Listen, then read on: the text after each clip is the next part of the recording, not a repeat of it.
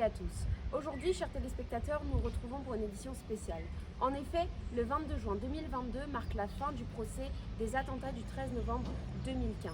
Ce jour était un jour attendu puisque le procès a maintenant débuté il y a moins d'un an, le 8 septembre 2021. Je me trouve actuellement devant la cour d'appel où Maître Reynard ne devrait pas tarder à sortir.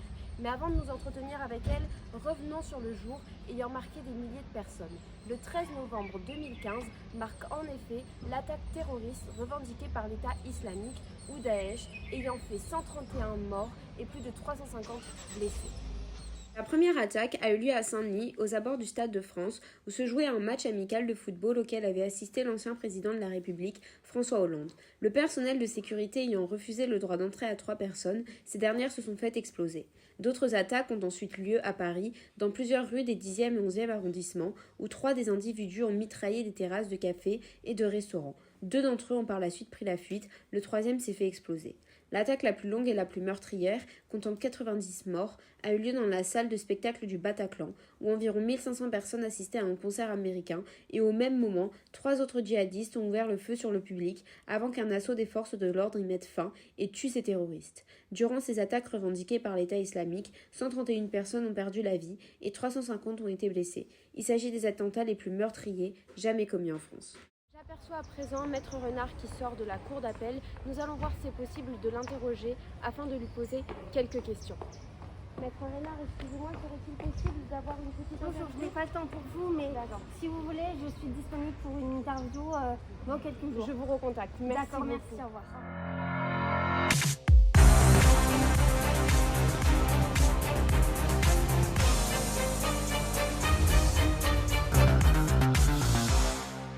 Bonjour à toutes et à tous, chers téléspectateurs. Nous retrouvons aujourd'hui pour la suite de notre émission spéciale dans le cadre du procès des attentats du 13 novembre 2015. Je me tiens donc en compagnie de Maître Renard. Donc avant de commencer notre entretien sur le procès qui s'est clôturé le 29 juin 2022, j'aimerais que vous puissiez vous présenter afin que nous puissions, nous, cerner le degré de votre implication dans ce procès.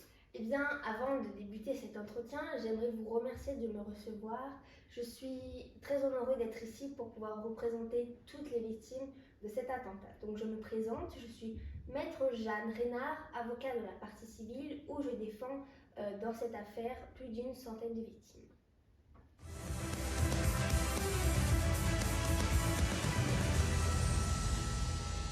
Comme je le rappelais ultérieurement, chers téléspectateurs, vient de se clôturer le procès le plus long de l'histoire judiciaire française où 14 des 20 accusés étaient présents. Pouvez-vous donc tout d'abord nous rappeler les chefs d'accusation qui ont été prononcés durant ce procès?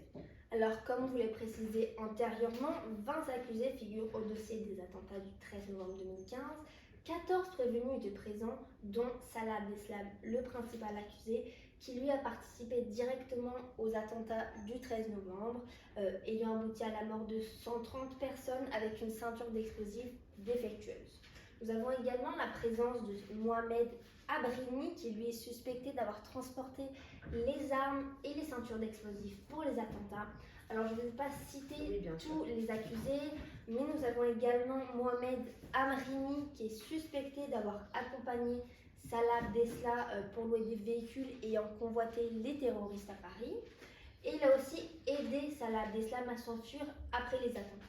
Donc ces nombreux chefs d'accusation, comme vous venez de le rappeler, montrent toute la complexité de l'affaire et s'explique ainsi le fait que cette affaire ait duré dans le temps.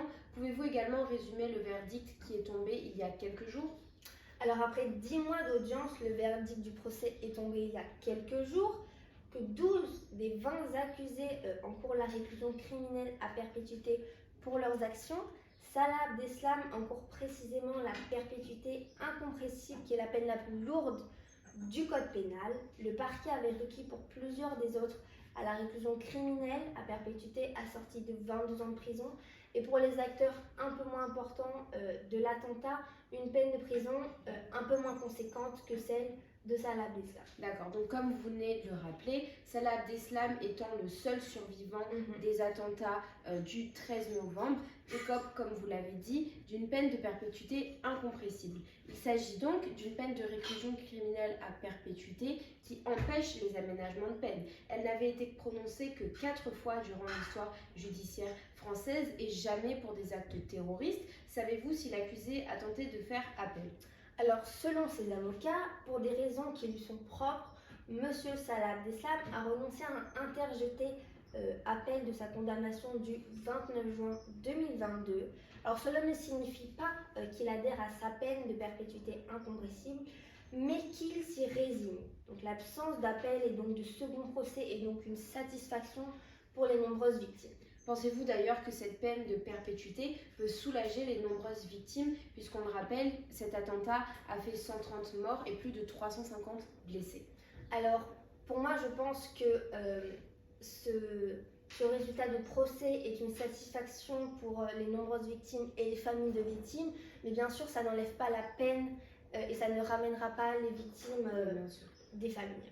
D'accord, donc merci pour votre réponse. Je vais terminer cet entretien sur une dernière question. Avez-vous un élément qui vous a particulièrement marqué durant ces 1 an de procès? Alors, durant le procès, bien évidemment, de nombreux témoignages très poignants de victimes et de familles de victimes.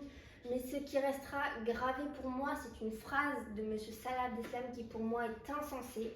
Alors, il a dit, durant son procès, il a affirmé avoir renoncé à se faire exploser dans un bar par humanité. Donc, alors, on rappelle que sa ceinture était défectueuse, donc il n'a pas réussi à se faire exploser, mais le fait de dire qu'il a agi par acte d'humanité, pour moi, c'est insensé. Et je trouve ça, je n'ai même pas les mots pour décrire cette phrase qui n'a aucun sens pour moi. Je comprends toute votre indignation. Exactement. Merci pour vos réponses, pour la précision de vos réponses. Merci également, chers téléspectateurs, de nous avoir écoutés. Merci beaucoup. On se retrouve, chers téléspectateurs, pour le journal de demain midi. Au revoir et bonne journée.